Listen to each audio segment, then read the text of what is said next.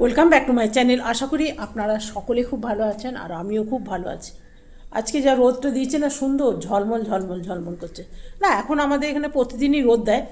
তো আমি দেব এখন গোলমরিচ এনেছিলাম না, সেই গোলমরিচগুলো শুকিয়ে গেছে অনেকটা, জানেন।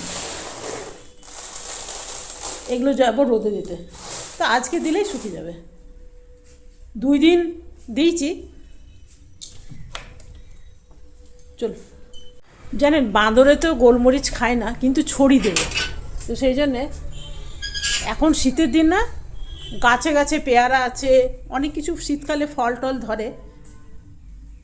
তো সেইগুলোই বাঁদরগুলো খেতে খেতে খেতে আসে। ওই যে এসছে, দেখেন না, আপনাকে দেখায়, ওই যে দেখছেন চলে গেল। তবে অনেকগুলো আছে, ভালো করে দেখাতে পারলাম না। এখন দেয়া যাবে না, দেখছি বাঁদর এসছে, জানেন। একটু পরে দেবো। বাঁদরগুলো এখন পাহাড় থেকে এলো, যেহেতু শীতকাল না, একটু রোদ উঠার পর তারপরে ওরা পাহাড় থেকে নামে। আবার কখনো কখনো না এইসব গাছেও থেকে যায়, এইসব গাছেও থেকে যায়। আজকে কি রান্না করব বুঝতে পারছি না, মানে ঘরে কোনো সবজি নেই। এগুলো দেবো করেও দিতে পারলাম না, একটু পরে দেবো, বাঁদরগুলো চলে যাক তারপর দেবো। এটা রেখে দিই। খালি আছে, মাছ আছে, আর ফ্রিজে একটু লাউ চিংড়ি বানিয়েছিলাম, সেই লাউ চিংড়ি আছে। এই যে, আর মাছটা বার করে রাখি।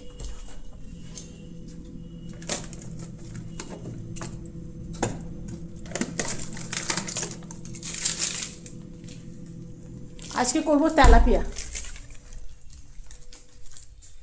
তেলাপিয়া মাছের ঝাল। একঘেয়ে দেখবেন রুই কাতলা খেতে ভালো লাগে।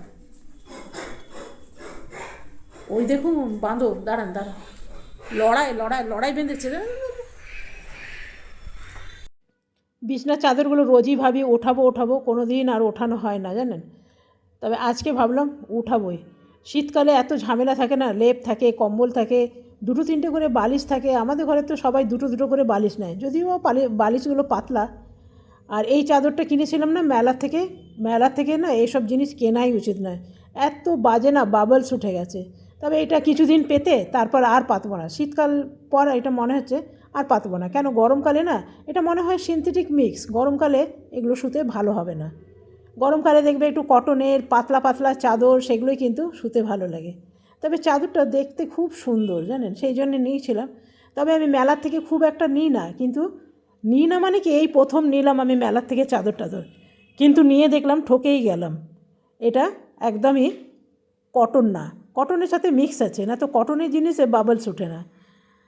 তো চলুন, এটা হয়ে গেছে। আবার ঋষির ঘরের চাদরটাও আজকে চেঞ্জ করে দিতে হবে। রোজ ভাবছি করব করব, কিন্তু করা হয় না। এটা মেশিনের কাছে রাখলাম চাদরগুলো, আজকে এখনই ধুই দেবো। রোদটা খুব সুন্দর উঠেছে। তবে এই চাদরটা কটনের, যেটা পাতা আছে, এটা শুতে ভীষণ ভালো লাগে। এটা কলকাতার থেকেই আমি কিনেছিলাম, থান কিনেছিলাম, তারপরে এমনি চাদর বানিয়ে নিয়েছি।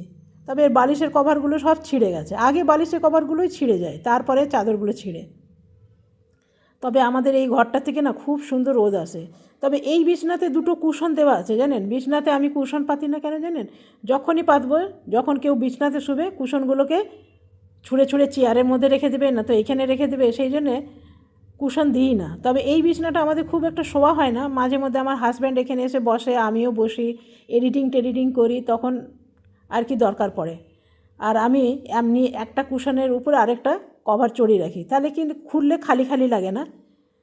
তো চলুন, এই ঘরটাও আমার কিন্তু পরিষ্কার করা হয়ে গেল। এরপরে কাপড়গুলোকে মেশিনে দিয়ে দিই, রোদ আছে না, সুন্দর শুকিয়ে যাবে। তো এই গাছগুলো ভাবছি, এই গাছটা কালকে দিয়েছিলাম রোদে, এটা উঠিয়ে এর ভেতরেই রাখি, মাঝে মাঝে রোদ দেখায়। আর সেদিন যে পবিতরা গেছিলাম না, এই যে এই বক্সটা কিনে নিয়ে এসেছি। এই বক্সটা পুরো বাঁশের, জানেন। দেখবেন, এই দেখুন, ঠিক চাটাই যেরকম থাকে না, সেই রকম কাজ করা আছে। সুন্দর লাগলো, দাম বেশি নেয়নি, 80 টাকা নিয়েছে। ছোটো ছোটো ক্লিপগুলোও না আমার বেশি হারিয়ে যায়, আপনাকে দেখাই দেখুন। একদম যে ছোটো ছোটো ক্লিপগুলো হয় না, সেগুলো মাঝে মধ্যে দরকার পড়ে। এই যে দেখুন, এই ক্লিপগুলো আমার অনেক আছে, কিন্তু কোথায় যে জানি না, সেই জন্য এইরকম একটা বক্সে রাখলে থাকবে আর কি। তো সেই জন্য ছোটো ছোটো ক্লিপের জন্য বক্সটা নিয়েছি। কেমন লাগলো অবশ্যই জানাবেন। তবে কিন্তু বেশি ক্লিপ ধরবে না। তো চলুন, আর এই ঘরটা দিয়ে এত সুন্দর আলো আসে না, কি বলবো, নিজেরই ভালো লাগে। দেখবেন ঘরে টরে যদি আলো আসে তাহলে কিন্তু খুব ভালো লাগে। তবে অনেক কাপড় হয়েছে জানেন, এতগুলো কাপড় একবারে মেশিনে দেওয়া যাবে না। মেশিন কেনার সময় বলে দিয়েছিল যে বেশি কাপড় দিলে না, আমি বললাম যে এই সব মেশিন নাকি খুব তাড়াতাড়ি খারাপ হয়। বলে আপনারা না বুঝে অনেক কাপড় দিয়ে ফেলেন, কম কম কাপড় দেবেন, দুবার তিনবার চালাবেন, তাহলে কিন্তু মেশিন নষ্ট হবে না। তো আর বললো লিকুইড সাবান দিয়ে মেশিন চালাতে, কিন্তু আমার কাছে লিকুইড সাবানটা শেষ হয়ে গেছে, গুঁড়ো সাবান আছে সেটাই দিলাম। না তো আমি লিকুইড সাবানই দিই বেশিরভাগ। একটু কমফোর্ট দিয়ে দিলাম, তাহলে কাপড়গুলোর থেকে সুন্দর গন্ধ বেরোবে। কমফোর্টটা সত্যিই ভালো, আমার খুব ভালো লাগে।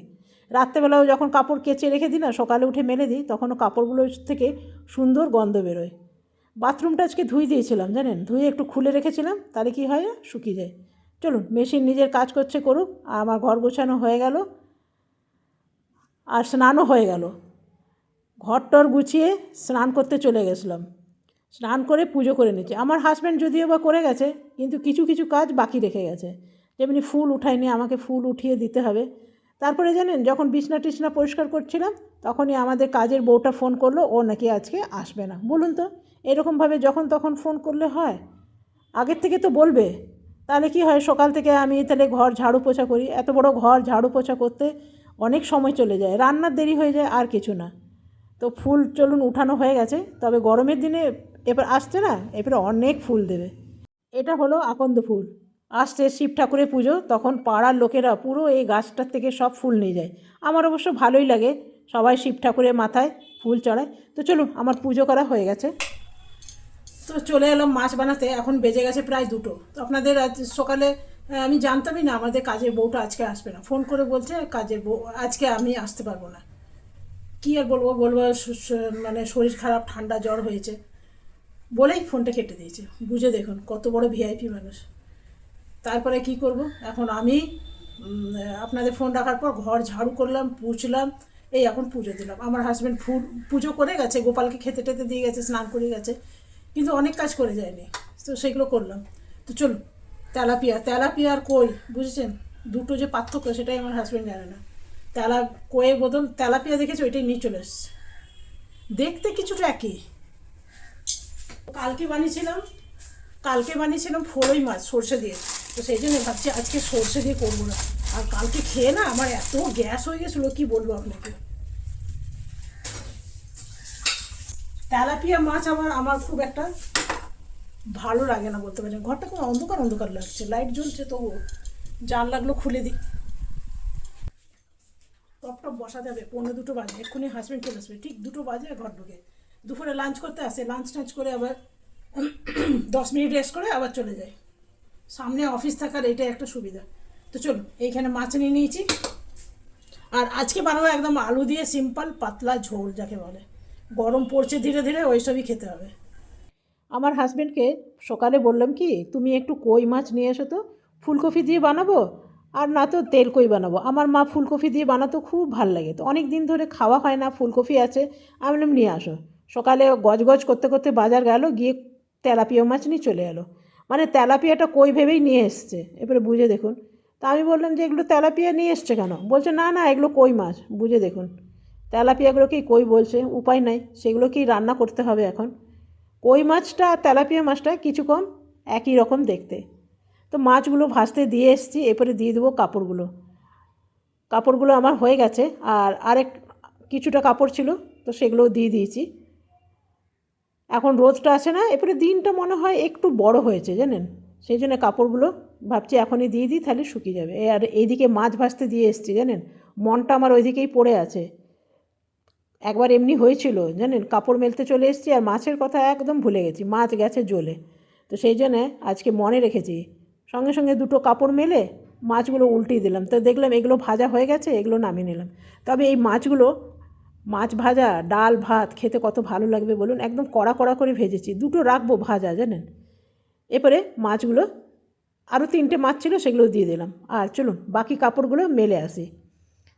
বাকি কাপড়গুলো নিয়ে চলে এলাম। তবে কিন্তু জানেন, আমাদের এদিকে রোদটা বেশ কড়া হয়ে গেছে, আপনাদের এখানে ওইদিকে কেমন আমাকে জানাবেন। আমি তো ভাবলাম যে সরস্বতী পুজো শিবরাত্রি গেলেই বোধহয় ভালোভাবে রোদ উঠবে না, দেখছি ভালোভাবে রোদ উঠে গেছে, রোদে দাঁড়াতে পারবেন না, এত বেশি তেজ।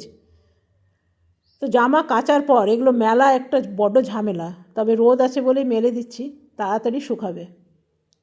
তবে আমারই জামা প্যান্ট বেশি জানেন, দিনের শীতকাল হোক গরমকাল হোক, কাজ করি না, বড্ড নোংরা হয়ে যায়, নোংরা জামা প্যান্ট পরে থাকতে ভালো লাগে না। আর এই মাছগুলো দেখুন ভাজা হয়ে গেছে, তবে গরমকাল না একদম আমাদের এদিকে গরম হালকা হালকা পড়ে গেছে, তো সেই জন্য একদম পাতলা ঝোল বানাবো। দিয়ে দিলাম পাঁচফোড়ন, পাঁচফোড়নটা শেষ হয়ে গেছে, অনেকেই আমাকে পাঁচফোড়নের রেসিপি জিজ্ঞেস করেছে, এইবার শেয়ার করব। অনেক দিন ধরে বানানো হয় না, তো শেষ হয়ে গেছে যখন বানাবো। আর আমি বেশি পাঁচফোড়নই দিই, নামে পাঁচফোড়ন থাকে কিন্তু অনেকগুলো ফোড়ন।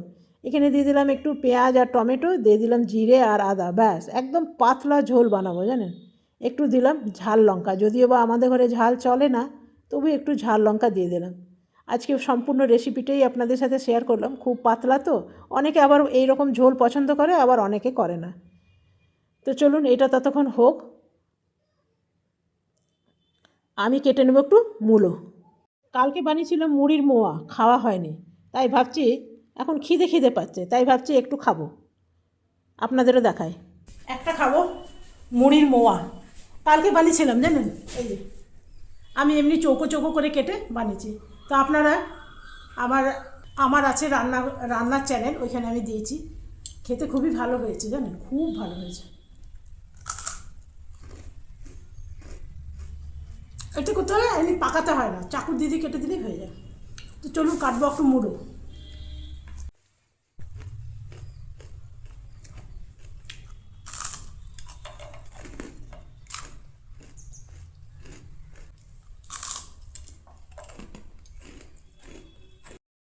তবে জানেন তো এই গোল গোলগুলো মুড়ির মোয়ার চেয়ে এই লম্বা লম্বাগুলো চৌকো চৌকোগুলো ভালো, মানে খাওয়ার সুবিধা। কিন্তু একটু কেটে নেবো মূলো, স্যালাডের জন্য শুধু মূলোই আছে, শসা নেই, শসা থাকলে ভালো।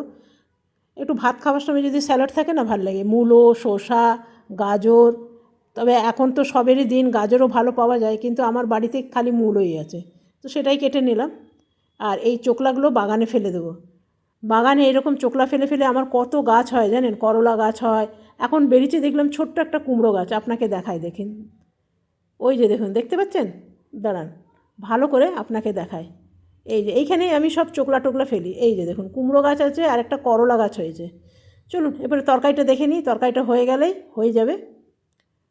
তো আলুগুলো সেদ্ধ হয়ে গেছে, এরপরে মাছগুলো দিয়ে দিই, এই যে আপনাকে দেখায়, এই যে দেখুন। তবে দুটো মাছ রেখেছি জানেন, ডাল দিয়ে খাবো বলে। ভাজা মাছ দেখলে একটুখানি মনে লোভ লাগে, মনে হয় ভাজা দিয়ে খাবো। আর এদিকে দেখুন আমার হাজব্যান্ডও চলে এসছে, ঠিক রান্না শেষ হয়েছে চলে এসছে, ঠিক 2টো বাজে আর ঘরে ঢোকে। এটা ভাবছি ভাতের সাথে খাবো, কালকে বানিয়েছিলাম দুধ পুলি, কালকে কিছুটা খেয়েছিলাম আর কিছুটা রয়ে গেছে, আপনাকে আমি দেখাই। একদম ক্ষীর টাইপের বানিয়েছি, আর পুলিগুলো খুব সুন্দর নরম আছে, পরে আপনাকে আমি কেটে দেখাবো। এখন চলুন কী কী রান্না একবার দেখিয়ে দিই। এখানে মাছটা করলাম, সেটা আছে, ডাল আছে, মাছ ভাজা আছে, পুলি পায়েস আছে, আর আছে মূলো কেটেছি, আর কালকের বানানো আছে আমার লাউ চিংড়ি, সেটাও আছে। আর একটা জিনিস দেখাতে ভুলে গেছি, সেটা হলো দই, দইটাও আছে, তবে কেনা দই। আর পুলিটা কতটা নরম হয়েছে একবার আপনাকে দেখায়। এটা হলো সেদ্ধ চালের, এটা আমার রান্নার চ্যানেলে আছে, আপনারা অবশ্যই দেখে নেবেন। দেখছেন কতটা নরম হয়েছে, সঙ্গে সঙ্গে কেটে যাচ্ছে, কিন্তু অনেকের বাড়িতে আমি খেয়েছি জানেন, ভীষণ শক্ত থাকে, তবে আমারটা 2 দিন রেখে দিলেও এই রকমই নরম থাকবে। দেখছেন একদম ক্ষীর টাইপের, দেখেছেন। তো এটার পুরো রেসিপিটা আমার চ্যানেলে আছে, আপনারা দেখতে পারেন। তো চলুন, তো বন্ধুরা চলো, আমাদের তো বাসি রান্না ডাল ছিল আর লাউ ছিল, বাদ বাকি মাছটা করলাম, মোটামুটি টেবিলটা ভরে গেছে। তো চলুন আর কি, একদম নরম জানেন, আমি অনেকের বাড়িতে খেয়েছি, একদম শক্ত, বাপরে।